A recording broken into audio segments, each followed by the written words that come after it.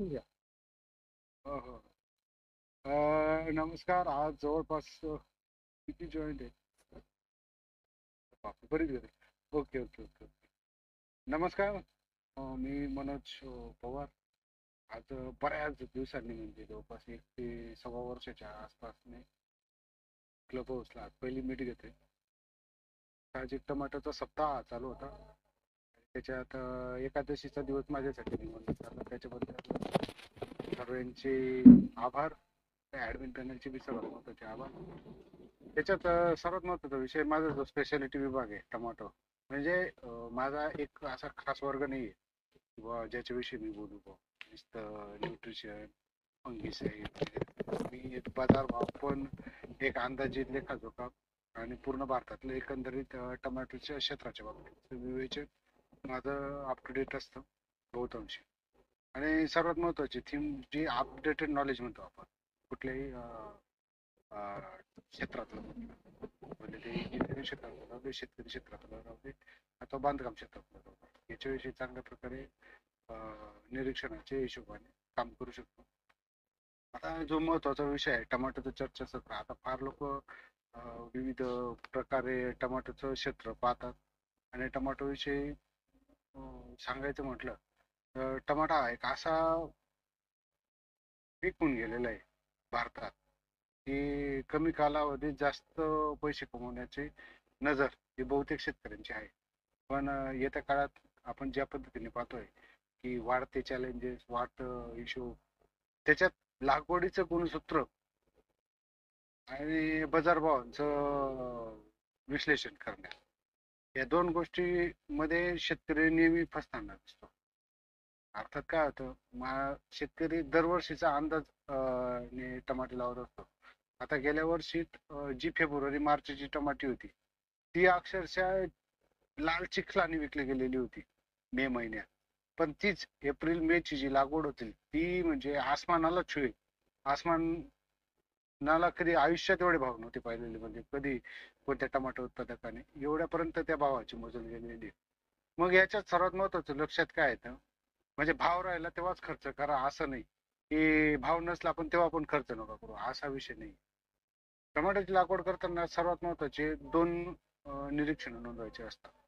त्याच्यात दोन निरीक्षणे जे असतात, एकंदरीत भारतात यंदा टमाटर लागवडीचे अंदाज थोडेसे चाचपडून पाहावे लागतात आणि ठिकठिकाणी भागांचा एक अंदाज घेतला जातो. पण आपला शेतकरी थोडासा उलट गणित करतो.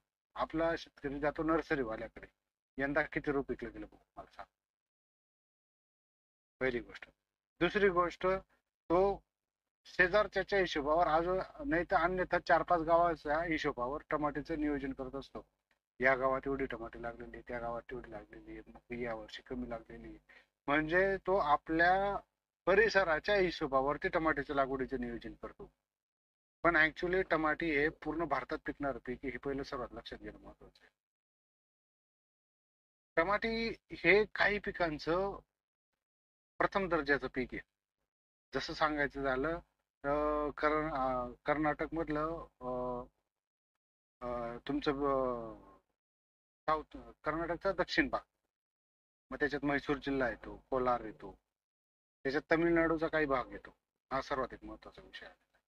त्याच्यानंतर मध्य प्रदेशमध्ये गेलं तर तुमचा बिडवानी हा जिल्हा हा टमाट्याच्या बाबतीत खूप मोठा बेल्ट काम करतो. त्याच्यानंतर तुम्ही गुजरातचा विषय काढला तर माउंट आबूचा उत्तर भाग हा टमाट्याचा खूप मोठा बेल्ट आहे. त्याच्या पंजाबमध्ये गेलं तर मेन अमृतसर सिटी पासून दक्षिणेला जवळपास 150-125 किलोमीटर मध्ये तो एक टमाट्याचा पट्टा आहे. मध्य प्रदेशच्या पश्चिमेच्या साईडला धार जिल्ह्याच्या पश्चिम साईडला तो एक मोठा टमाट्याचा बेल्ट आहे.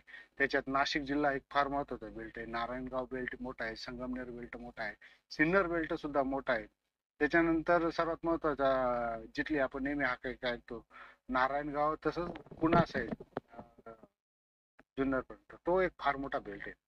म्हणजे टमाट्याचे क्षेत्र हे विभागलेलं क्षेत्र आहे. आणि अर्थात आता समृद्धी महामार्गामुळे विदर्भात सुद्धा टमाट्याच्या लागवडीमध्ये वाढ दिवसेंदिवस देखणं मिळते. त्याच्यानंतर इकडे गेलं तर बिहारमध्ये पण, बिहारच्या दक्षिण भागात सुद्धा टमाटी आज दिसून येते, ओरिसामध्ये दिसून येते. पूर्वीचे जे स्ट्रक्चर पाहिलं, जे 10-15 वर्षापूर्वीचे स्ट्रक्चर, एक ठराविक भागात पुरता टमाटे पीक गृहीत धरलं जायचं. त्याच्यात सेंट्रल बेल्ट यायचा नाशिकचा, काही घोटी इगतपुरीचा यायचा, माउंट आबू हा जुना बेल्ट आहे, त्याच्यानंतर कोलार डिस्ट्रिक्ट मध्ये काही बेल्ट आहे. आता कदाचित लोक फिरत असतील, आता त्यांना त्याच्याबद्दल नॉलेज नसेल. तर कोलार डिस्ट्रिक्ट हा भारतातला कोलार पट्टा, म्हणजे त्याच्यात म्हैसूर पण येतो थोडाफार, बँगलोरचा पण थोडासा भाग येतो. ह्या बेल्ट मध्ये आजच्या घडीला टमाटोची लागवड ही पूर्ण भारताचं भवितव्य ठरवते. टमाट्याच्या बाबतीत प्रत्येक शेतकऱ्याचं धारणा क्षेत्र तिथे 100 एकरच्या आसपास आहे. अर्थात तिथे जनसंख्या कमी असते आणि टमाट्यामधल्या प्रॅक्टिसेस त्यांच्या ओल्ड प्रॅक्टिसेस आहेत, ते नव्या प्रॅक्टिसेस वरती आलेले नाहीये. पण टमाट्याचा माल जेव्हा पण निघतो, त्यांचा काही हजारो कॅरेट मध्ये एकाच वेळेस मार्केटला येऊन भाव पाडण्या इतपत पूर्ण भारताची टमाट्याची जी तेजी आहे ते थांबवण्याचं सामर्थ्य हे कोलार डिस्ट्रिक्टचे, कोलार मार्केटचं आहे. हे सर्वात प्रथम लक्षात घेण्यासारखे. त्याच्यामुळे आजूबाजूचे गाव, आपला गाव, नर्सरी वाल्यांना विचारणं हे अर्थात आता चुकीचं आहे. कुठलीही कंपनी सत्यप्रत माहिती देते याच्यावरती तुम्ही भरोसा ठेवू नका. कंपनीवाल्यांना बिझनेस लागतो. एवढा एवढा काय आहे, एवढं एवढं होऊ शकतं, एवढं एवढं आहे, हे डोक्यातून काढून टाका. म्हणून टमाटे लावताना ह्या गोष्टींचा फार विचारपूर्वक विनिमय करायचा. आणि हा, ह्या वर्षी साऊथ मध्ये पाऊस नक्कीच कमी आहे, पण टमाटे पिकण्या इतपत पाऊस आहे. हा पण एक सर्वात महत्वाचा मुद्दा घ्यायचा. त्याच्यानंतर दुसरा जो सर्वात महत्वाचा मुद्दा आहे तो टमाट्याच्या याचा, की आपण खर्च करतो. खर्चाचे पण लिमिट्स आहे. जगात खर्च करणारे असंख्य शेतकरी आहेत. नुसतं आपणच नाही किंवा आपण ऍव्हरेज काढून टमाटे करतील हा विषयापर्यंत तुम्ही अडून राहू नका. पण जेव्हा मार्केटला मालाची भरपूर आवक होते त्यावेळेस तुम्ही खर्च केलेल्या पैशांवरती तुम्ही नाराज होतात. अर्थात उदासीनता तुमच्या मनात येते आणि साहजिक फटका तो पुढच्या वर्षी बसतो. त्याच्यामुळे टमाट्याच्या बाबतीत तुम्ही खर्च करताना एक लिमिटेड पिरियड आणि योग्य ठिकाणी कसा खर्च होईल याच्याविषयी तुम्ही जेव्हा विचार करणार, जेव्हा तुम्ही त्याच्याविषयी आणखी खोलात विवेचन करणार, तेव्हा तुम्हाला टमाटे पीक हे परवडेल पण आणि नफा पण देईल, हे सर्वात महत्त्वाचं. आता टमाट्याचा एकंदरीत खर्च जो पाहायला गेलो तर एक साधारणतः माझ्या हिशोबाने 1,00,000-1,25,000 एकर किंवा 1,50,000 एकर असावा असा माझा अंदाज आहे. आता वाढत्या महागाईनुसार थोडेफार गोष्टी इकडे तिकडे होऊ शकतात, पण ज्या शेतकऱ्यांकडे एकदा टोकर तारकाठी या विषय आलेला असतो त्या शेतकऱ्यांसाठी या गोष्टी काहीतरी सुलभ प्रमाणात मोकळ्या होऊ शकतात. आता साहजिक एक टोकर तारकाठी घेते तर कमीत कमी 3-3.5 वर्ष ती चांगल्या प्रकारे जेव्हा ठेवली, व्यवस्थित तिची निगा ठेवली तर खर्चावर पण नियंत्रण एकंदरीत होऊ शकतो. आणि त्या पद्धतीने आपण फक्त रोप आणि पेस्टिसाइडच्या आणि खतांचा खर्च आणि मजुरीवरती, अर्थात मी मजुरी याच्यात धरणार नाही, कारण की मजुरी हा दुय्यम भाग आलेला आहे. तो शेतकरी त्याच्या कौशल्यावर त्याचे खर्च कमी जास्त करू शकतो. अथवा मिनिमम एकरामध्ये टमाटे लावत असेल तर मला वाटतं टमाटीमध्ये श्रम करणारा पहिला माणूस हे त्याचं घर असावं आणि मग दुय्यम मजूर हे त्याचं ओव्हरलोडचं कामचं असावं. कारण की टमाटीच्या शेतात जेव्हा मजुरीचं काम येतं तर स्किलफुल लेबरची कमी भरपूर ठिकाणी, फार कमी ठिकाणी असे टमाटे होतात की जिथे प्रायमरी प्रथम दर्जा हा टमाटीला दिला जातो आणि दुसरा दर्जा इतर पिकांना दिला जातो. त्याच्यातले दोन भाग मी वगळतो आपल्या महाराष्ट्रातले. एक धुळवड गाव सिन्नर मधलं आणि एक दुसरं गाव नारायणगाव. नारायणगाव मधला काही पट्टा आहे की ते शेतकरी प्राथमिक टमाट्याचं उत्पन्न घेतात. तर ते लोक त्या गोष्टींचं कसं शिकून गेलेले. आता राहिला जो पहिला मुद्दा की स्वतः शेतकऱ्याच्या फॅमिलीने काम केलं तर काय होतं माहितीये का, नवीन जे टमाटे उत्पादक राहतात, जे निरीक्षण राहतात, हा स्वतः शेतकरी नोंदवू शकतो, स्वतः पाहू शकतो आणि टमाटीचं पीक अंतर्भूत करू शकतो. कारण की टमाट्याला पहिलीच गोष्ट असं आहे की त्याला बाप नाहीये, म्हणजे त्याला खोडच नाहीये. हे पूर्ण एक वेलवर्गीय झाड आहे, त्याच्यामुळे त्याच्या अंगी स्टोरेज राहत नाही. त्याच्यामुळे तुम्ही जे द्याल ते ते दुसऱ्या दिवशी नवीन दाखवणार, हा पहिला मुद्दा आलेला आहे. त्याच्यामुळे त्याच्यातले बारकावे, त्याच्यातला अभ्यास हा फार विषय वेगळा आहे. आपण इतर पिकांची तुलना करू, कांदा पीक हे इझी पीक आहे, एकदम सोपं पीक आहे. त्याला काही फार वेगळं शिकवण देण्यासारखी गरज नाहीये, न ऊसाला नाहीये न काही नाही. पण ज्याला फळ फुल फांदी आणि या गोष्टी राहतात त्या पिकाच्या बाबतीत तुम्हाला थोडं गांभीर्याने विचार हा करावा लागणार आहे. आता हा झाला माझा आतापर्यंतचा तात्विक विवेचनाचा भाग.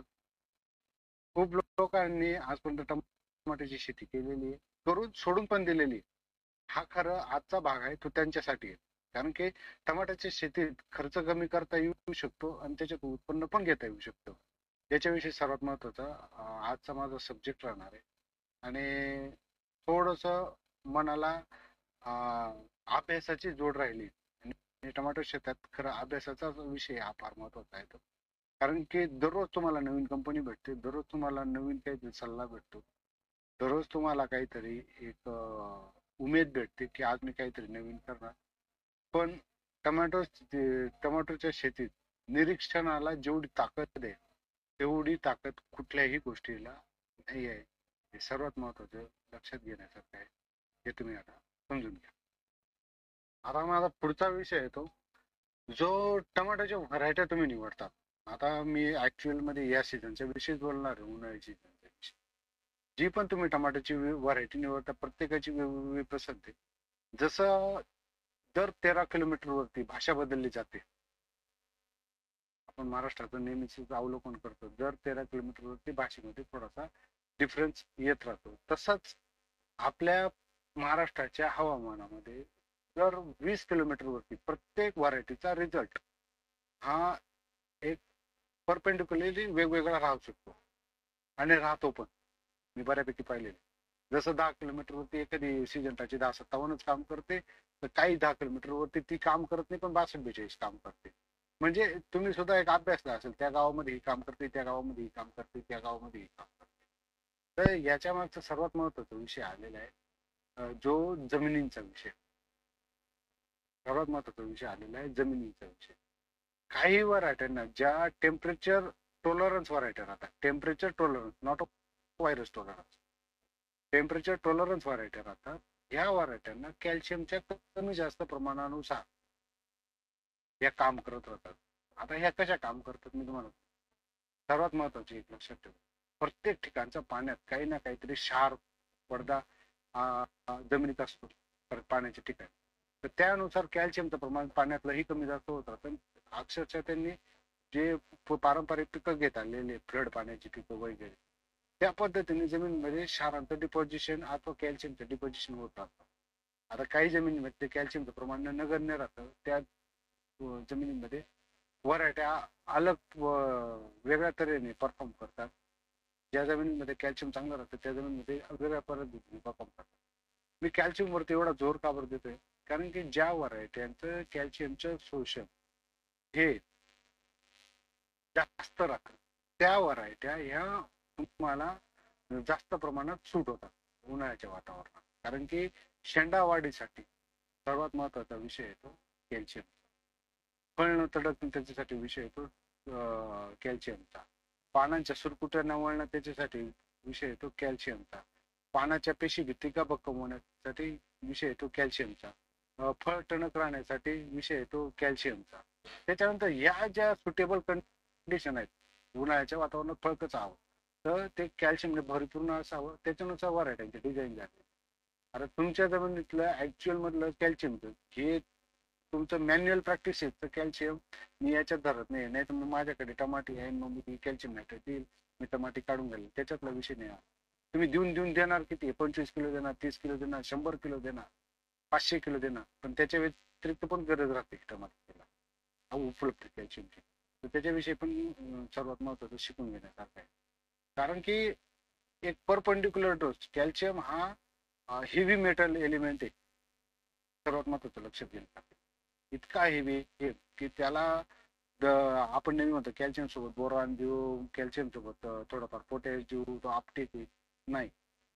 या गोष्टी उन्हाळ्यात तेवढ्या सक्सेसफुली नाही आहेत आणि ते आपटेक पण करत नाही. कारण की कॅल्शियम तो धनभार एलिमेंट असल्यामुळे तो एकदम स्लोली तुमच्या झाडात इंजेक्ट होत राहतो. आणि सर त्याच्यासाठी तुम्हाला तुमच्या प्रॅक्टिसेस डेव्हलप करायला लागतील. आता प्रॅक्टिसेस म्हणजे नेमकं काय, फार लोकांचा विषय तो माझा आता बोलण्यामध्ये बऱ्याच वेळा प्रॅक्टिसेसचा विषय बऱ्यापैकी येईल. तर मी तुम्हाला सर्वात महत्वाचं शेती करताना तुम्ही फार गोष्टी लक्षात ठेवता की माझं खत असं पाहिजे, माझा पेस्ट फवारा असा पाहिजे, माझा रोप असा पाहिजे, माझी लावण्याची पद्धत अशी पाहिजे, माझी इनलाईन अशी पाहिजे, माझी शेतीची मशागत करण्याची पद्धती पाहिजे, मी सेंद्रिय खतांची पद्धत अशी पाहिजे. पण या गोष्टींपलीकडे पण एक गोष्ट येते की शेतकऱ्याची सुज्ञता. आता ही सुज्ञता कशी असावी, त्याला लागतो टाइम मॅनेज. आता टाइम मॅनेजमेंट म्हणजे काय नेमकं हे बी लक्षात घ्या. टमाटा पिकात माझा एक कॅलेंडर नुसार जर पाहायला गेलं तर 25 दिवसात टमाट्याचे जे इसेन्शियल काम आहेत हे झाले पाहिजे. 25 दिवसात टमाटो पीक हे बांधण्यात आलंच पाहिजे. तो टमाट्याचा प्लॉट पुढे जाऊन तुम्हाला पैसे देईल अथवा चांगल्या प्रकारे माल देईल. हे मी प्रत्येकाला सांगत आलो. जर तुम्ही तुमच्या कामांमध्ये कुचराई करत असाल तर तुम्ही कधीच पुढे जाऊ शकत नाही. त्या मी बरेचसे पाहिलेले 35-40 दिवसांचे होऊन जातात, पण त्यांना साधा जोरा सुद्धा अडकायची नसतात. आता त्या प्लॉटांकडे लक्ष राहत, त्या लोकांनी टमाटो शेती करू नका, एक खंबीर. कारण की टमाटो त्याला फोडच नाही, त्याच्यामुळे त्याला आधाराची गरज ही सर्वप्रथम राहते. ज्या पिकाला आधाराची गरज राहते त्याला लवकरात लवकर आधार द्यायचं काम हे आपण केलं पाहिजे. हा पहिला मुद्दा. त्याच्यानंतर फार्मर प्रॅक्टिसेस मध्ये त्याला भर लावणं, त्याला पूर्ण खतांचा डोस देणं, हे टाइम टू टाइम मॅनेजमेंट. त्याला मी जे लॉंग टाइम प्रोटेक्शन स्प्रे राहतात, म्हणजे बेनिया सारखे स्प्रे, सिलिकॉन सारखे स्प्रे, हे टाइम टू टाइम जाणं हे महत्वाचं आहे. रूटच्या कॉजेस वरती काम करणारे मोलिक्युल जमिनीत वेळेत गाळले पाहिजे, याच्यावरती काम करणं महत्वाचं. त्याच्यानंतर प्रत्येक बांधणीनंतर कमीत कमी एक शून्यता म्हणून कॉपर फांद्यांची मुरतूड होते, कॉपरचा स्प्रे जाणं महत्वाचं. त्याच्यानंतर योग्य टायमाला संप्रेरकांचा स्प्रे करणं, त्याच्यात GA आलं, 6B आलं, NA आलं, यांची थोडीशी नॉलेज पूर्ण माहिती घेऊन वेळेवरती स्प्रे झाला पाहिजे, यांची थोडीशी शून्यता बाळगणं. याला वेल नोन फार्मर प्रॅक्टिसेस म्हणतात. काही शेतकऱ्यांचे टमाटे पहिले लालच होत आहेत, शेवटी ते झाड खराब होऊन जातं. तर अशा प्रॅक्टिसेस काही कामाच्या नाही. टमाटोच्या पिकामध्ये तुम्हाला फार्मर प्रॅक्टिसेस डेव्हलप करणं फार महत्वाचं. काही गोष्टी आपण सोडून देतो, पण त्याच गोष्टी उलटून आपल्याला पुढे फिरवून फेस कराव्या लागतात. तर फार्मर प्रॅक्टिसेस ही तेवढ्या स्ट्रॉंग ठेवाव्या लागतात. आता मी येतो माझ्या मूळ मुद्द्यावर. जो कॅल्शियमचा मुद्दा आलेला आहे हा तुमच्या कुठल्याही भरपाईने पूर्ण होऊ शकत नाही. त्याच्यामुळे एक लक्षात ठेवायचं, तो फार हेवी मेटल आहे आणि त्याच्यावरतीच उन्हाळ्या टमाट्याचं भवितव्य टिकून राहतं. कारण की त्या एलिमेंटचा शक्यतो पुरस्करता हा स्प्रे मधून गेलेला लवकरात लवकर इंजेक्ट होतो. तुम्हाला 2 स्प्रे जास्तही लागले त्याच्याबद्दल काही वाईट वाटून घेऊ नका. आणि मी माझ्याकडे पैसे आहे म्हणून मी कॅल्शियम नायट्रेट आपलं सॉरी मी एवढं सोडेल, मी तेवढं थोडं सोडेल, मी पूर्तता करून चाललेली नाही. झाडाला ज्या पद्धतीने लागतं ते त्याच पद्धतीने घेणार. तुम्ही ओव्हर डोस दिला तर त्या पद्धतीने ते खराब पण होईल. याच्याविषयी थोडं लक्षात घ्या.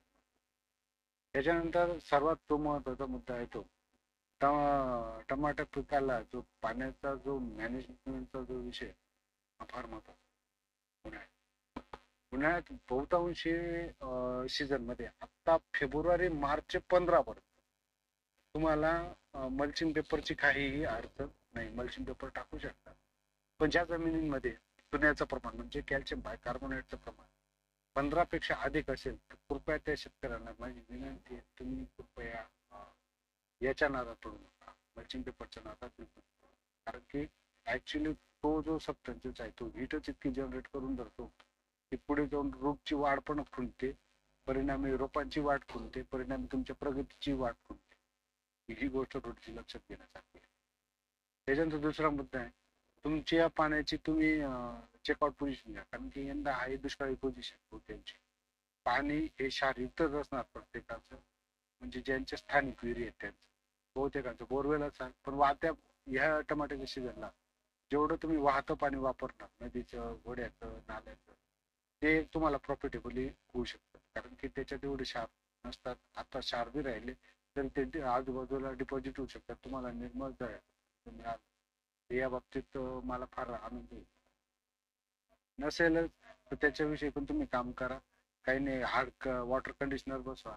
पण वॉटर कंडिशनर इथून पुढे लागणारी एक इसेन्शियल गोष्ट आहे टमाटर. त्याच्यानंतर जो सर्वात महत्वाचा मुद्दा आहे तो तो येतो रोपांचा मुद्दा. रोप निवडताना एकदम क्लासिफाईड रोप निवडा. या नर्सरीचे रिपोर्ट चांगले आहेत. जे नर्सरी स्टरलाइज आणि चांगल्या कंपनीचं कोकोपीट वापरत असाल, नुसतं बियाणंच वापरून फायदा नाही, तर कोकोपीट वापरून सुद्धा महत्वाचं आहे. कारण की कोकोपीटची प्रोसेस ही लॉंग टाइम प्रोसेस आहे. कोकोपीट मध्ये सुद्धा बऱ्याच प्रमाणात बुरशीचा शिरकाव होऊ शकतो. त्याच्यामुळे स्टरलाइज म्हणजे काय?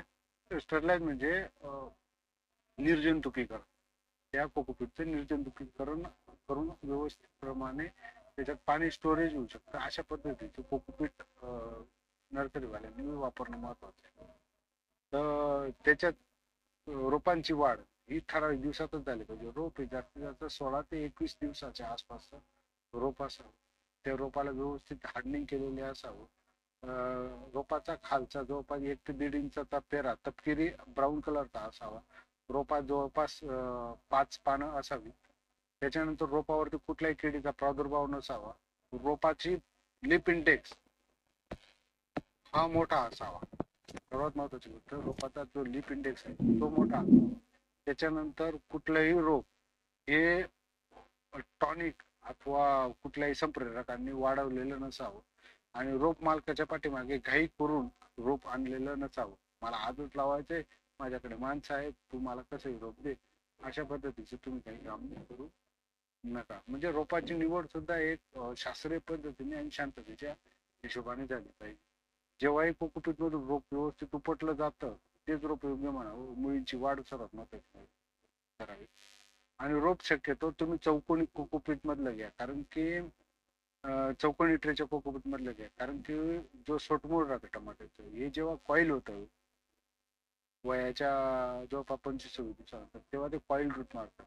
आणि आपण तसं उचलून जे रोप लावतो त्याच्यानंतर कॉईल रूटची समस्या येते. आणि कॉईल रूटची समस्या ही इतकी भयंकर आहे की त्याच्यामुळे खूप शेतकरी वरती स्प्रे मध्ये खर्च करत राहतात. पण रोप हे कॉईल कॉईल म्हणजे रिंग आउट, जी सोटमोड राहते त्याची रिंग होता होता होता ते अन्नद्रव्य पण घेऊ शकत नाही, ते वाढ पण होऊ शकत नाही. जेवढी मुळीची वाढ त्याच्या 1.25 पट वाढ ही वरची शेंड्याची होत राहते. हे सर्वात महत्वाचं लक्षात घेणं. मुळींना फुटवे जेवढे राहिले तेवढं झाडात पाण्याचं प्रमाण जास्त राहतं. हे पण एक सर्वात महत्वाचं गोष्ट तुम्ही घेण्यात. त्याच्यानंतर ही झाली रोपांची योग्य निवड. रोप तुम्ही कसं घेता, काय घेता, याच्यावरती तुमचं वचक असला पाहिजे. त्याच्यानंतर जो महत्वाचा मुद्दा येतो तो येतो सर्वात तुम्ही क्षेत्र कसं तयार करता. क्षेत्र तयार करताना मी 2 गोष्टी प्रामुख्याने सांगतो. त्या शेतकऱ्याला त्याच्या शेतीचा एक अंदाज असावा. आता मी बहुतांश ठिकाणी जे नवीन टमाटो उत्पादक आहेत, जुन्यांचा विषय नाही, ज्यांना पैसा समजतो टमाट्यातला त्यांच्याविषयी मी म्हणत नाही, पण जे टमाट्याचे शेतकरी नव्याने टमाट्याची शेती करतायत त्यांच्यासाठी प्रामुख्याने सल्ला, तुम्ही एक गोष्ट नेहमी चुकता. नवीन जे टमाटो शेतकरी, टमाटो पीक आहे याला दुय्यम नाही तिय्यम दर्जाचं स्थान देतात. आणि त्याला आपलं मुख्य पिकापासून वगळलेलं क्षेत्र, म्हणजे एखाद्याकडे 10 एकर कांद्याचं क्षेत्र आहे, तो 8 एकर कांद्याचं क्षेत्र एकदम काळ्या रानात लावतो अथवा याच्यात लावतो, केवट्याच्या वावरात लावतो, गाळाच्या वावरात लावतो. आणि टमाट्यासाठी तो खडवण क्षेत्र निवडून ठेवतो. किंवा याच्यात कांदा येऊ शकत नाही, त्याच्यामुळे आपण त्याच्यात कांदा लावून नाही, त्याच्यात दुसरं काहीतरी पीक लावा. ही सर्वात महत्वाची त्या शेतकऱ्यांची चूक राहते. टमाट्याला वावर क्षेत्र निवडताना उन्हाळ्याचे क्षेत्र तुम्ही त्याला मध्यम ते भारी मध्यम ते भारी टाईपची जमीन निवडा. कारण की टमाटो पिकाला तुम्हाला जमिनीत अन्नद्रव्य कुठून धरायची ज्याची क्षमता असेल तशी जमीन तुम्ही निवडायचा प्रयत्न करा. नाही तर मग तुमचा केलेला खर्च हा तुमचा कधीच भरून निघणार. तुम्ही त्याला प्रथम दर्जाचं वावर क्षेत्र तुम्ही त्याला देत चला. याच्याने तुमच्या थोडंसं मनाला आगळ भेटेल, पण एक नक्की सांगतो, 2 पैसे तुमच्या पदरात हे नक्की पडतील. तुम्ही टमाटो पिकाला दुय्यम दर्जाचं स्थान दिलं, तिय्यम दर्जाचं स्थान दिलं, ते तुम्हाला परतावा बी त्याच पद्धतीचा देणार. हा झालं क्षेत्र बाबतीचा निवडीचा विषय. त्याच्यानंतर मी थोडं पुढे सरतो. टमाट्याचं जे तुम्ही क्षेत्र निवडणार, साहजिक उन्हाळ्यातल्या टमाट्यांना वाढ कमी असते, फुटवे कमी असते, हे पण ऐकून असतात. टमाटोला एकंदरीत तुमची लागवड जे अंतर आहे ते 4.5 बाय 1.5 फूट अंतर हे सफिशियंट अंतर आहे. आणि सिंगल एकाच लाईनीतला टमाटर लावण्याचा प्रयत्न करा, भले तुम्ही मल्चिंग पेपर करा अथवा नका करू. झिगझॅग पोझिशन ऍक्च्युली कुठेच आजपर्यंत वर्णन करण्यात आलेले नाहीये आणि करू पण नका. कारण की ह्या पोझिशनला आपण आलेलो असतो की 1.5 आणि 2 लाख रुपये खर्च करतो आणि आपल्या एका चुकीमुळे आपण मागे पडतो. कारण की झिगझॅग जेव्हा टमाटर लावतो तर टमाटरच्या एका बाजूला हवा आणि सूर्यप्रकाश भेटतो, तर आणि दुसरी बाजू ही ओव्हरलॅप झालेली राहते झिगझॅग. त्याच्यामुळे झाड लावताना हे प्रत्येक झाडाला दोघी बाजूतून ऊन कसं भेटतं याच्याकडे लक्ष द्या. जेव्हा टमाट्याचं लागवड राहते तेव्हा दक्षिणायन चालू राहतं उन्हाळ्याच्या टमाटा. त्याच्यामुळे एकाच बाजूने सर्वात जास्त ऊन भेटत राहतं, दुसऱ्या बाजूने उन्हाचा फार तुटवडा येतो. हा सर्वात एक महत्वाचा विषय आहे. हा आपला महाराष्ट्राच्या भौगोलिक परिस्थितीचा विषय आलेला आहे. कर्नाटकच्या भौगोलिक परिस्थितीचा विषय वेगळा आहे आणि इकडे तुमचा मध्य प्रदेशचा भौगोलिक परिस्थितीचा विषय वेगळा आहे. हे तुम्ही सर्वात महत्वाचं लक्षात द्या. वाऱ्याची दिशा ज्या बाजूने म्हणजे पूर्व पश्चिम जर वारा चालत असेल तर तुम्ही पूर्व पश्चिमच टमाटर लावा, हा सर्वात महत्वाचा विषय. जेव्हा जेव्हा बाष्पीभवनाचा वेग जास्त राहतो, जेव्हा बाष्पीभवन होत राहतं पाण्याचं, ते बाष्प टमाटरच्या प्लॉटमध्ये थांबलं नाही पाहिजे, ते एका बाजूला वाहून गेलं पाहिजे. कारण की बाष्पातच जास्त प्रमाणात तुम्हाला बुरशीचा अटॅक म्हणजे फंगसचा अटॅक मोठ्या प्रमाणात पाहू शकतो. कारण की अल्टरनेरिया हा असा आजार आहे, हा जास्त ज्या प्लॉटमध्ये मोठ्या प्रमाणात बाष्प थांबून राहतात त्या प्लॉटमध्ये तुम्हाला अल्टरनेरिया हा टिपलेलाच असतो आणि तो दिसतोच कुठल्या परिस्थितीत. बाष्पाच्या याच्यात तुम्हाला पावडरी मिडूनचा अटॅक मोठ्या प्रमाणात दिसतो. आणि ज्या रोगापासून सर्व टमाटे ग्रस्त आता आहे तो म्हणजे जाणतो बॅक्टर ब्लॅक, हा सुद्धा बाष्पाचाच एक महत्वाचं कारण.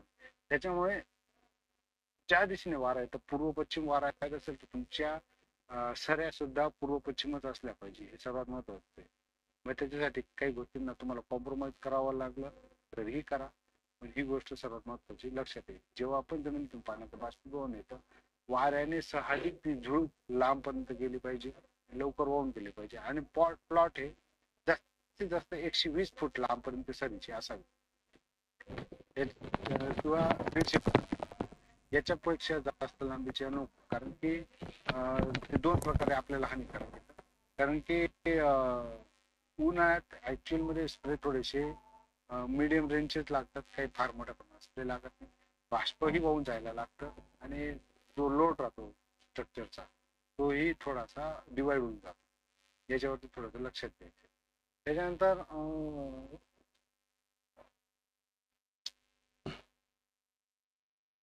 त्याच्यानंतर रोपाची लागवड करताना तुम्हाला दोन गोष्टी करायच्या. घरी रोप आल्यानंतर एक दिवस ते उन्हात ठेवा, त्याला गच्च पाणी मारा, त्याच्यावरती फोसेटाईल येल म्हणजे बाहेरचे ॲलिट येतं ते 2.5 ते 3 ग्रॅमने इतकं गच्च स्प्रे करा आणि ते पाणी अक्षरशः उघळून कोकोपीट मध्ये गेलं पाहिजे एवढ्या गच्च प्रमाणात स्प्रे करा आणि त्याला 4 ते 5 तास ऊन लागू द्या. आणि त्याची मग ट्रान्सप्लांटेशन तुम्ही करू शकता. पण ट्रान्सप्लांटेशन करण्या अगोदर तुम्ही एक आठवडा अगोदर बेड ओढून घ्या. त्याच्यात तुम्हाला काय सेंद्रिय खतं टाकता येत असेल ते टाका, पण कुजलेलेच खतं टाका. पुढे जाऊन त्यांचा तोटा फार मोठा होऊन जातो. कारण की जेव्हा टमाट्याचं पीक फ्लॉवरिंग स्टेजमध्ये येतं अथवा फळधारणेच्या स्टेजमध्ये येतं नेमकी तेव्हाच कुजण्याची प्रोसेस चालू राहते आणि त्याच्यातून नायट्रोजनचा मोठ्या प्रमाणात रिलीजमेंट चालू होते आणि त्याच्यामुळे तुमच्या प्लॉटला बहुतेक वेळा जवळपास 80 ते 90% प्लॉट या शेणखतामुळे फेल गेलेले आहेत बहुतांश. कुजले विदाऊट कुजलेलं शेणखत टाकल्यामुळे त्याच्यामुळे नायट्रोजनचा मोठ्या प्रमाणात पुरवठा होत राहतो आणि तिरंगा थ्रिप्सचे अटॅक नागाळीचे अटॅक मोठ्या प्रमाणात दिसून येतात. त्याच्यामुळे टाकायचं असेल तर तुम्ही पूर्णपणे कुजलेलं टाका. नाही टाकलं भेटतच नसेल नाही टाकलं ते उत्तम, पण असा काही उपद्व्याप करू नका की ज्याच्याने आपल्याच पैशांनी आपल्याच तोंडात दोन पटके बसतील, असं काही करू नका. कल्चर, मार्केटमध्ये असंख्य कल्चर आहेत. त्याच्यापैकी किती क्वालिटीचे आहेत किती नाही आहे हे मी नाही सांगणार. कारण की ते स्वतःच्या शेतकऱ्यांनी त्याच्या तर्कबुद्धीने निवडून ते कल्चर वापरावे आणि त्या पद्धतीने काम करावे. त्याच्या अगोदर मी एक सर्वात महत्वाचा विषय सांगतो. आतापर्यंत माझ्या नजरेत जेवढ्याही जमिनी आलेल्या आहेत बहुतांशी पीएच 7.5 8 8.5 अशापर्यंतचे पीएच आहे. पण ज्या जमिनींचा पीएच फारच जास्त असेल 8 8.5 आसपास त्या शेतकऱ्यांनी सर्वात महत्वाची सल्फ्युरिक ऍसिडची ट्रीटमेंट क्षेत्र तयार झाल्यावरती तात्काळ करून घ्यायची. ती कशी मी तुम्हाला सांगतो. एकरी तुम्ही 5 किलो सल्फ्युरिक ऍसिड घ्या. सल्फ्युरिक ऍसिड ड्रिपने देऊन द्या. त्याच्यानंतर ते सल्फ्युरिक ऍसिड असं द्या की पहिल्या 40 ते 20 ते 25 मिनिटात निघून जाईल आणि त्याच्यानंतर तुम्ही त्याला भरगच्च पाणी द्या. 5 ते 6 घंटे 10 घंटे पाणी द्या. बेड पूर्ण भिजवून घ्या. क्षेत्र आहे हे पूर्णपणे थंड करून घ्या. त्याच्यानंतर दुसरी गोष्ट करायची, त्या क्षेत्रावरती बीजनाशकाचा स्प्रे करून घ्या. जे पुढे जाऊन तुम्हाला याविषयी अडचण येणार नाही तणांविषयी. त्याच्यानंतरचा पुढचा विषय आहे तो ठराविक अंतरावरती मजूर लावताना स्किलफुल पद्धतीने लावलं गेलं पाहिजे. 1.5 फुटावरती टमाटोचं तुम्ही रोप लावा. लावल्यानंतर एक हलकं पाणी द्या. हलकं पाणी दिल्यानंतर तुम्ही स्वतः मालकाने दुसऱ्या दिवशी येऊन प्रत्येक रोप हे स्वतःच्या हाताने परत प्रेस करून घ्या. कारण की जमिनीचा एक नियम ती एका ज्या वेळेस आपण कुठलाही खड्डा करतो तर ती पावासाठी फुगून येते ड्रीपवरची. तर तिला परत दुसऱ्या दिवशी स्वतः मालकाने प्रेस करून घ्या प्रत्येक रोप. आणि प्रेस केल्यानंतर त्याला जास्त पाण्याची लाल तर करू नका. त्याचे रूट व्यवस्थित सेट होऊ दे आणि त्याच्या पद्धत पुढे हळूहळू त्याच्याविषयी काम करायला चालू करा. दुसरी जी कंडिशन आहे ते तिसऱ्या दिवशी तुमच्या शेतात ब्ल्यू कलरचे आणि येलो कलरचे 2 प्रकारचे पॅड भेटतात. हे चारही बाजूला लावा, मध्ये नका लावा. आता फार लोकांची शंका येते की दुसऱ्याच्या शेतातले किडे आपल्या शेतात येतात ते हार्वेस करतात.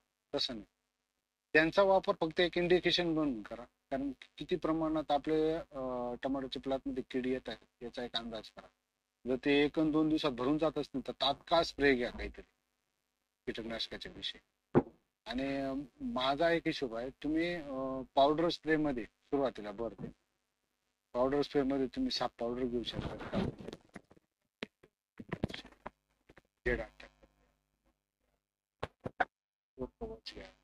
अशा पद्धतीचे एक सुरुवातीचे एक स्प्रे घ्या. त्याच्यात तुम्ही थोडासा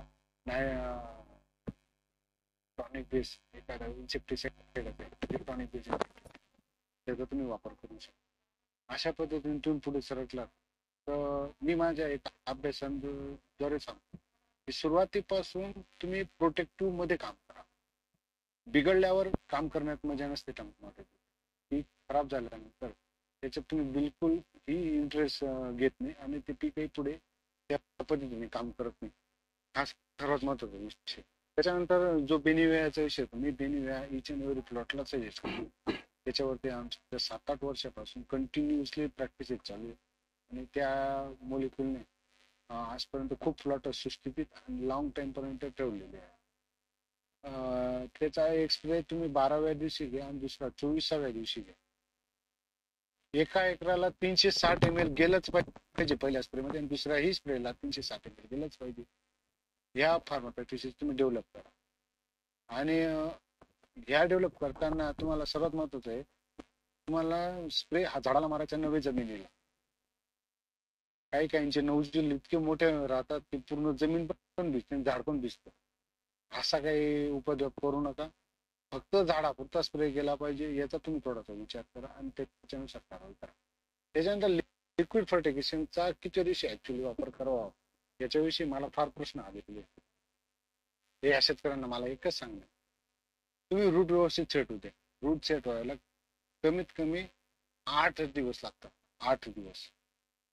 आणि फार सारे कन्सल्टंट पहिल्या दिवसापासून चालू होऊन जातात. माझं एकच सांगणं सर की टोमॅटो पिकात ना थोडीशी शांतता स्थिरता ही बाळगली गेली पाहिजे. जर कोकोपीट मध्ये जो तुम्ही आलेचा जर गच्च स्प्रे केला असेल, तुम्हाला कुठल्याही प्रकारची अडचण ही येत नाही, डम्पिंगची सुद्धा अडचण येत नाही. फक्त पाण्याचं नियोजन तुमचं व्यवस्थित असावं. असं राहत नाही. 8 ते 10 दिवसाचं पीक झाल्यानंतर तुम्ही त्याला 19-19 मायक्रो न्यूट्रिएंट मॅग्नेशियम सल्फेटची एक हलकीशी ड्रिंचिंग करा. तिन्ही 1-1 किलो घ्या आणि तिघांची ड्रिंचिंग करा. हे तिघांची ड्रिंचिंग देण्यामागे एक सर्वात महत्वाचा विषय आहे. हा मी एक बॅलन्स न्यूट्रिशन प्रोग्रामचा विषय म्हणतो. बॅलन्स न्यूट्रिशन प्रोग्राम एनपीके पण बरोबर जातं, मायक्रोन्युट्रिएंट पण बरोबर जातं आणि मॅग्नेशियम पण जातं आणि सल्फर पण जातं. राहिला कॅल्शियमचा वाद, तो आत्ता आपल्याला गरजेचा नाही एवढ्याला. हळूहळू जशी जशी त्याची गरज वाढेल तसा आपण त्याच्याविषयी विचार करू. पण ड्रिंचिंग ही महत्वाची आहे. अन्नद्रव्याची ड्रिंचिंग देताना कुठल्याही एक अन्नद्रव्याचा आधी बार होईल अशा पद्धतीने तुम्ही ड्रिंचिंग काही करू नका. तुम्हाला तत्व नको. त्याच्यानंतर थोडंसं पुढे सरकल्यानंतर त्याच्या गरजेनुसार तुम्ही ड्रिंचिंगची मर्यादा वाढवा. तुम्ही पोटॅशियम सिलिकेट जेव्हा आपण उन्हाळ्यात पीक घेतो तर पोटॅश आणि सिलिकॉन हे सर्वात महत्वाचे अँटी स्ट्रेस एलिमेंट आहे. हे तुम्ही लक्षात घ्यायचे. पोटॅश तुमच्या झाडामध्ये पाण्याचं प्रमाण टिकवून धरतं आणि सिलिकॉन हे तुमच्या झाडातलं पाणी कमी होत नाही. हे दोन गोष्टी महत्वाचे. जसं प्रत्येक मानवी शरीराला पण सांगितलं झालेलं आहे की तुम्ही पाणी जास्त ठेवा. खूप सारे रिकमेंडेशन आहेत, पण पाण्याचे रिकमेंडेशन ही सर्व स्रोत आहे की झाडातलं पाण्याचं जे प्रमाण आहे हे कमी नको होऊ. आपण एक सर्वात महत्वाचा विषय. त्याच्यामुळे पोटॅशियम सिलिकेटची एक ड्रिंचिंग तुम्हाला ही करायची आहे. ही एक लॉंग टाइमची इन्व्हेस्टमेंट. त्याचा रिझल्ट तुम्हाला आत्ता दिसत नाही, तो हळूहळू जाऊन पुढे 1-1.5 महिन्यांनी दिसतो. असं नाही का बाबा खूप लोकांचं म्हणणं आहे की पोटॅशियम सिलिकेट दिल्यावर माझ्या झाडात काही फरक दिसला. ऍक्च्युली सिलिकॉन जो आहे हा बेनिफिशियल आहे, इसेन्शियल नाही. हा पहिले लक्षात घ्यायचा आहे. तो लाभदायक आहे पण तो गरजेचा आहे असं कुठेच नोंदवण्यात नाही आलेलं आहे. हे तुम्ही लक्षात घ्या.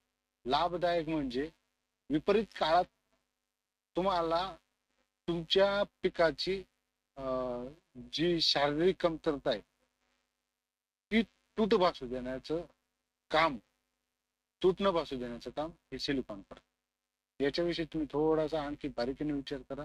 कारण की सिलिकॉन तर आता महाराष्ट्रातल्या प्रत्येक गावागावात तालुक्यात प्रत्येक दुकानात भेटतं.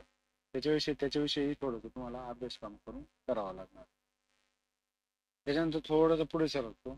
ऍक्च्युली न्यूट्रिशन मध्ये गरजेचा विषय जेव्हा येतो तर सर्वात पहिले आमच्या शेतकऱ्यांच्या डोक्यात तो युमिक acid, amino acid, fulvic acid, हे ऍसिड. आमच्या शेतकऱ्यांचे डोके या ऍसिड आणि पुढे बरबटलेले आहे. थोडस माझं बोलणं तात्विक आहे, कडू आहे, पण खरंच शेतकऱ्याच्याकडे पाहून मला कधी कधी दया येते. हे कंपन्या पोचतात का स्वतःचे मरण्याची जागा खणतात याच्याविषयी थोडासा विचार करण्यासारखा विषय. एक सांगतो, कुठल्याही पिकाची मुळीसाठी सर्वात महत्वाचे 2 गोष्टी महत्वाच्या. जमिनीतलं फॉस्फरसचे प्रमाण, ऑक्सिजनची लेवल. पिकाला दुसरं काही चालत नाही. तुम्ही असंख्य डिक्शनरी उचलून काढा, शेतीविषयी सगळं ज्ञान पागळून पहा, पण तुम्हाला या 2 मॉलिक्यूल हे कॉमन मॉलिक्यूल आहे. याच्याशिवाय तुमची मुलीची वाढ कधीही होऊ शकते. याच्याविषयी तुम्ही जेवढंही काम करणार तेवढंही तुम्ही मागे नेहमी अभ्यास करत राहा, काम करत राहा. तुम्ही नेहमी स्वतःला मागेच पाहत राहणार अभ्यास. फॉस्फरसचा विषय आलेला आहे तर प्रत्येकाच्या जमिनीत फिक्स स्वरूपात फॉस्फरस हा कुठल्या ना कुठल्या प्रकारात हा आढळत राहतो.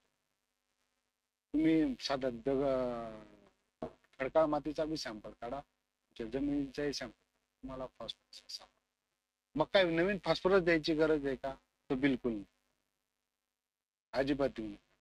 तुम्हाला फॉस्फरस उपलब्ध करून देणारा जो बॅक्टेरिया येतो आणि जो मायक्रोरायझा आहे. मायक्रोरायझा हा असा विषय आहे, खूप लोकांचा मायक्रोरायझा आणि ह्युमिक ऍसिड मध्ये एकच समजून घेतात. कारण की कलर दोघांचा काळा येतो, मग काय करणार. आता मायक्रोरायझा हा तुम्ही शेणखतात सुद्धा पुरवता. आता ज्या शेतकऱ्यांचं कुजलेलं शेणखत राहतं त्याच्या सफेद कलरचे तंतूमध्ये धागे दिसतात, हा म्हणजे मायक्रोरायझा. आणि आता कंपनीने तोच रिपॅक करून तुम्हाला विकतायत.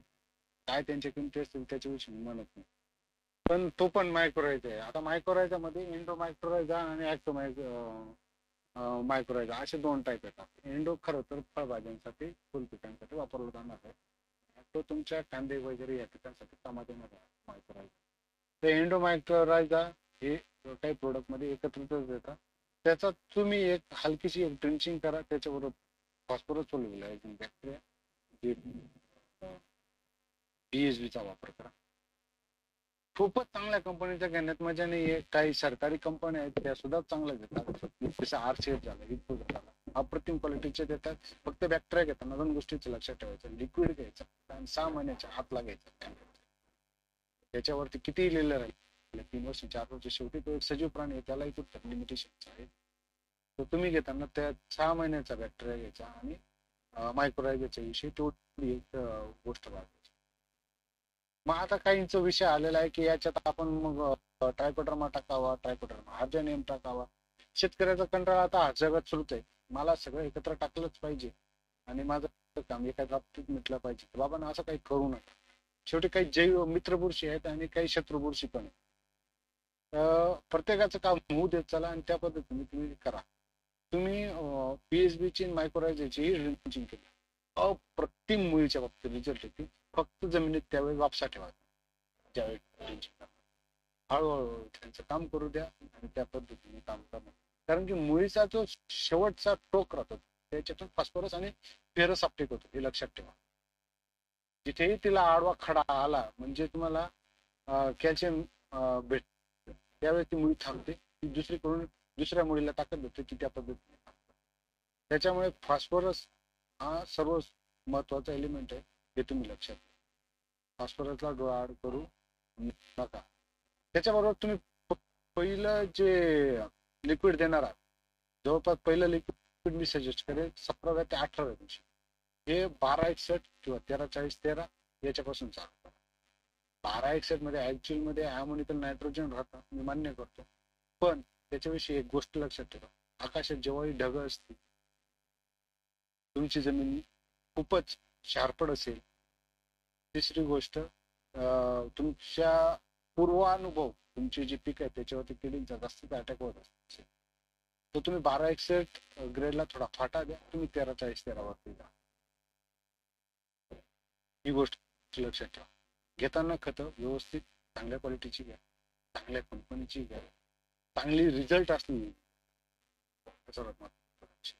देताना एकरी जवळपास 5 किलो द्या.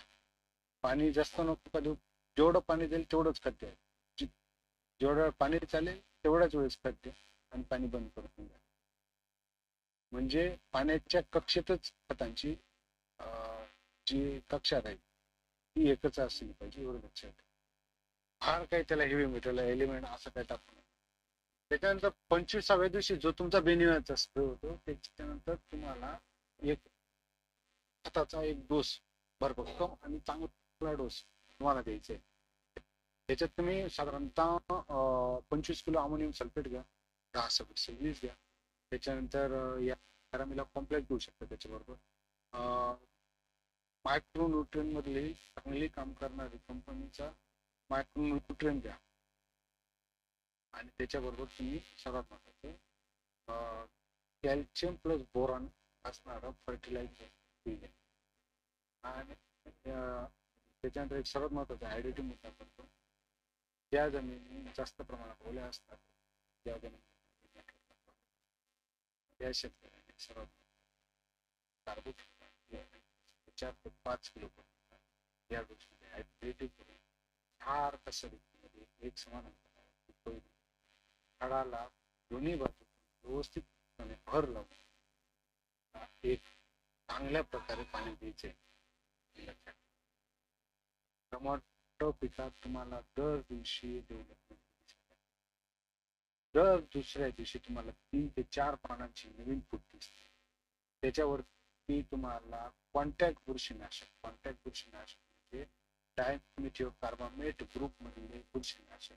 त्याच्यात मी प्रामुख्याने 45 सल्फर, मेटिराम, प्रॉपिनेट, डायनेट, डायरम, कॉपर, कॉपर ऑक्झिक्लोराईड अशा पद्धतीच्या मोलिक्युलचा एक हलकासा स्प्रे, 1 ते 2 ग्रामचा स्प्रे घेत राहण्याचा.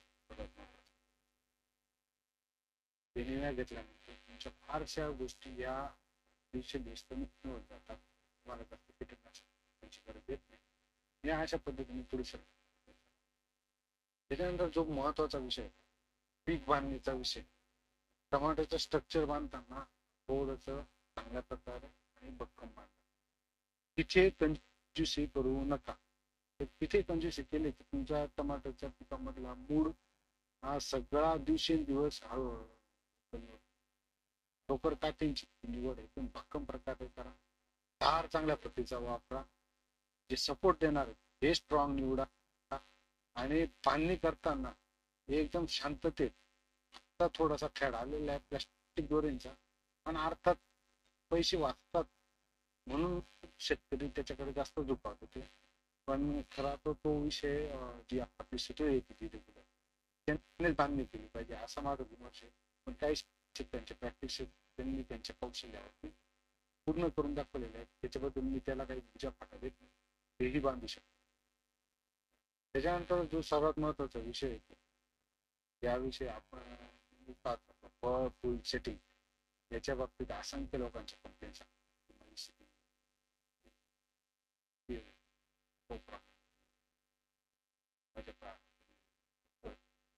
फुलंच लागले नाही, काही प्रकारचा विषय काही वरायटीवरती गोष्ट. माझा आवाज व्यवस्थित होतोय? कोणी कन्फर्म करेल का? येतो येतो येतो दादा. मध्ये कोणी बोललं नाही ना म्हणतो मग आवाज येतोय चेक आउट कर.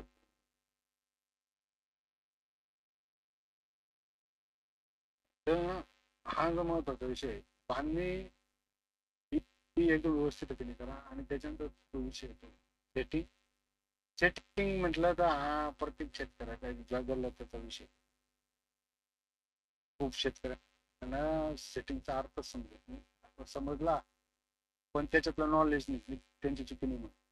आणि त्यांना घेणारे जे घटक राहतात हे फार वेगळे पद्धती. टमाट्याला साधारणतः पहिलं फुल लागतं हे 20 दिवसाच्या पुढे लागून जातं. त्याला आपण प्रायमरी फुल, आता जेठ फुल असं काहीतरी म्हणतो. फार लोक ते हातानेच फोडून टाकतात. काय आता त्यांच्यात लॉजिक आहे ते मला माहित नाही. पण जेठ फळच येतील तर महत्वाचं पहिलं फळ टाकतात. आणि ते तुमच्या प्लॉटची प्रोग्रेस दाखवणार फळ टाकतात. तुमच्या प्लॉटमध्ये किती ताकद आहे, किती टेंडन्सी आहे लांबपर्यंत. ही प्रॅक्टिस चुकीची आहे माझ्या हिशोबाने. जेठ फळ झाडाचं पहिलं पीक राहतं, पहिलं तुमचं आउटपुट राहतं. ऍक्च्युली ते आकाराने मोठं राहतं. आणि पूर्ण प्लॉटचे जो गोळा केले कमीत कमी 50 कॅरेट बोलू शकतो. एवढी ताकद त्याच्यात राहते. त्याच्यामुळे त्या फुलाचा तुम्ही बऱ्याच काही पटवू नका.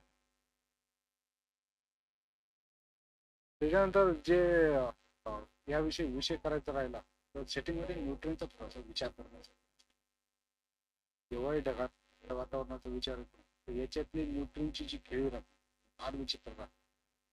ती कशी सांग. जर तुमच्या प्लॉटमध्ये अमोनियम नायट्रोजनचा जास्त प्रमाणात प्रादुर्भाव असेल, जास्त प्रमाणात दिले गेलं असेल तर अमोनियम नायट्रोजन तुमचं जातं सर्वात महत्वाचं युरिया. तुमच्या पाण्यात डिझेल झालेले सॉलिड्स 3 नंबर. तुम्ही जर इतर विचित्र कंपनीचं जर काही खत देत असाल विदाउट त्याच्यात सुद्धा अमोनियमचे प्रमाण जास्त प्रमाण.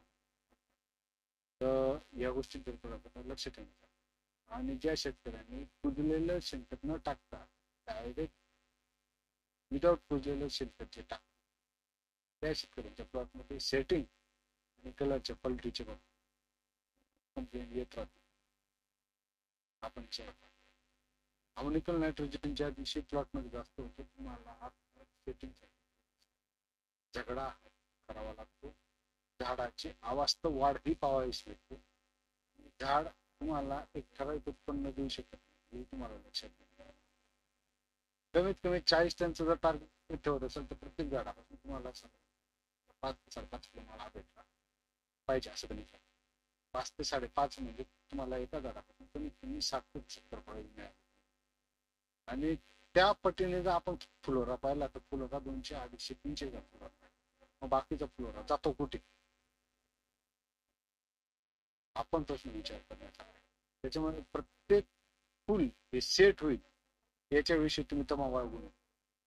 कारण की ते आजपर्यंत कोणालाही जमलं नाही. प्रत्येक इच अँड एव्हरी फुल आहे सेट, असा फॉर्म्युला कुठे सेट. त्याच्यामुळे जे मुख्य फांदीला जे शूट्स राहतात, जे मुख्य फांदीला जे तुमचे फ्लॉवरिंगचे शूट्स राहतात याच्यावरतीच तुम्हाला अभ्यास करायचा. आणि टमाटाला जे विदाउट जे बिनकामाचे जे शूट्स फुटत राहतात बुडापासून हे तुम्हाला निपसत पाहिजे. तर तुम्हाला जे 2 मुख्य शूट राहतात त्याच्यावरती तुम्हाला बसतात. तेच तुम्हाला योग्य प्रकारे क्वालिटी देऊ शकतात. जे मुख्य फांदीला जे फुल येतात त्यांच्याच सेटिंग मागे त्यांच्यावरती लक्ष ठेवून. तर टमाट्याच्या ज्या व्हरायटी आहेत जे सेल्फ पॉलिनेटेड वाटतात असंच पाहिजे असं काही नाही. हे तुम्ही लक्षात घ्या. फार लोकांना सेल्फ पॉलिनेटेड व्हरायटी त्या गोष्टींकडे लक्ष देऊन काम करायचं.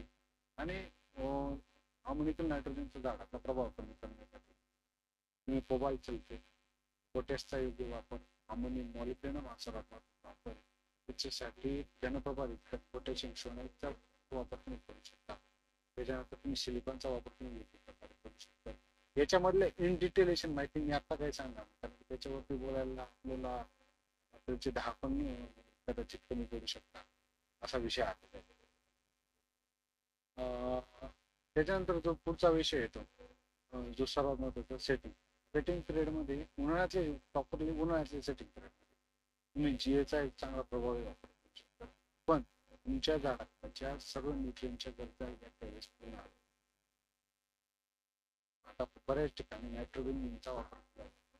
नायट्रोजन हे झाड आपलं तर पूर्णपणे उदात्तीकरण करून पूर्णपणे झाडाला फ्लॉवरिंग कडे असं न करता शक्यतो जीएच्या स्प्रेने सुद्धा चांगलं करतात. जीएचा स्प्रे जास्तीत जास्त 5 ते 7 ppm पर्यंत त्याच्या पलीकडे नसावा माझं एक त्याच्याकडे तुम्ही लक्ष द्या. त्याच्यानंतर थोडंसं पुढे सरकलं तुम्ही तर मायक्रोन्यूट्रियनच्या गरजा पूर्ण करा.